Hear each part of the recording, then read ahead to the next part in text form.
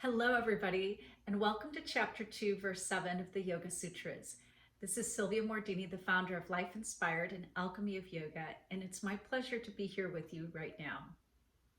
Before we dive into the translations, of which I've curated a few of them for you to consider, I want to look at one of the key words first and foremost, and that word is sukha. So, sukha means pleasurable, or sometimes translated as joy or bliss, in order to differentiate it from happiness and what we might say ordinary happiness, that it is something apart from that. Then there's another key word, raga.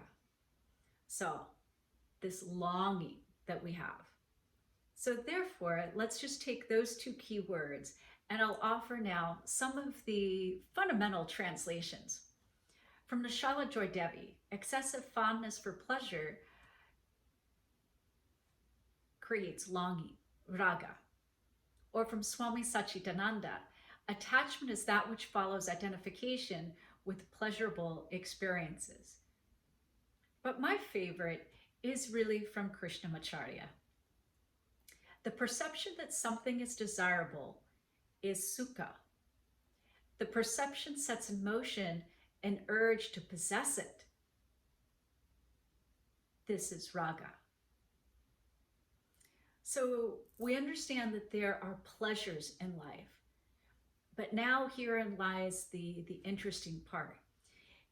If we desire to possess them, and by that I mean you're watching a beautiful sunset and you're with the beloved, it's a perfect moment, and inside you, you don't want it to end.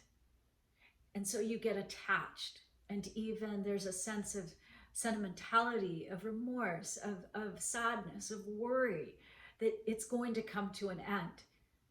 And so instead of enjoying the moment of pleasure, which is fleeting, pleasure again is not the same as happiness. Happiness, sustained happiness, is a through line. Because in chapter 1, verse 3 of the Yoga Sutras, just to put this in context, your true nature is joy. That is your nature. So of course you're in this through line and state of happiness. But pleasure, that's something different. So while you're watching the sunset, you're holding hands, or you're in a warm embrace, or you're enjoying an amazing meal, or you're walking in a gorgeous landscape, there's that attachment and that longing. Please, please don't let this end. And even perhaps some bargaining with spirit. I don't want this to be over. And now that longing can move us instead of towards sukha, this pleasure, towards dukkha, the suffering, unhappiness, because of our attachment. So let that land for a moment. But whether or not the desire is for pleasure is based in something from a place of integrity, or it's something casual, it's something more important, less important, putting all of that aside, just to dive deep into two key points. One, I love what Giri Das talks about as mental time travel. That when we're stuck in this klesha, this obstruction to our happiness, which is our natural state, we've basically gotten in our own way. What happens when we do this mental time travel are two things. One, we start to think in the future. Here I am now, enjoying the sunset, or holding hands with my beloved in a warm embrace, feeling their lips on mine, enjoying an amazing meal, shopping somewhere beautiful, walking in a gorgeous landscape. And where is my mind? All the way to the future. And many steps in the future of the longing in the future that it's going to be over. So my mind literally time travels ahead. So there's that one aspect of it, that when we're in this and we fall into this state of raga, of longing, then we're not in the present moment, and happiness is only possible in the present moment. Now, another part of this in time travel, this mental time travel that we do, is we have some sort of pleasure that we've designed in our minds. There's some sort of anticipation. We have an organization of our thoughts towards something that will give us pleasure. But we need to first meet all sorts of conditions before we can feel and enjoy that pleasure when? In the future. So again, this mental time travel goes far ahead, and then it puts conditions. I have to lose 5 pounds. I have to make this much money. I have to finish working on this. I have to clean the garage. I have to do all of these things before I can go out to dinner and enjoy this amazing meal with my beloved, with my friends, with my family. And so we go into this mental time travel that literally puts us constantly in a state of conditional happiness. And the type of happiness that the Yoga Sutras talk about are unconditional happiness. So that's therein one of the key differences, that I will be happy under these conditions in the future. And once you misunderstand who you are and that your natural state is joy, then we're constantly trying to figure out, what do I need to do for these fleeting moments of pleasure to try to get that? Because we forget, the illusion is we forget that we're already in a state of joy. We're as happy as we are, or as miserable as we want to be. But hopefully you'll choose that you're already as happy as you are. And the other part of this is that it teaches us that life is not about what you have or what you do or the name on your business card or the size of your home or your car or what have you. Happiness is an inside job.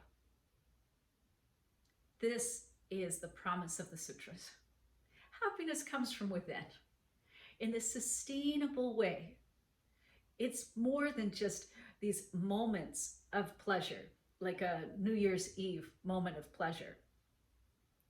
So in spiritual context, it's always understood that enjoyable experiences, these pleasurable, blissful experiences, are temporary, like a little blip.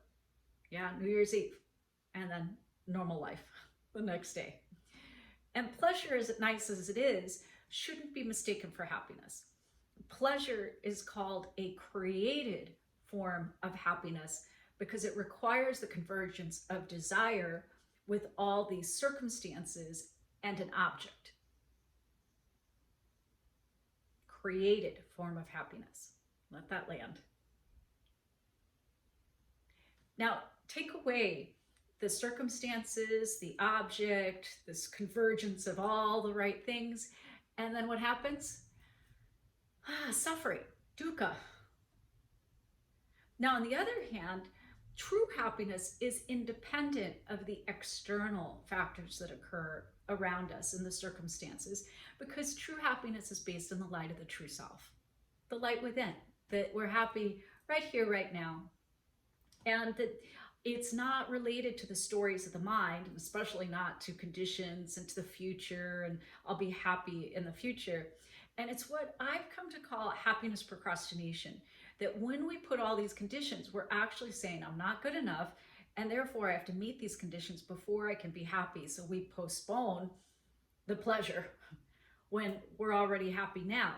But it prevents us from actually manifesting even those experiences of happiness as created forms.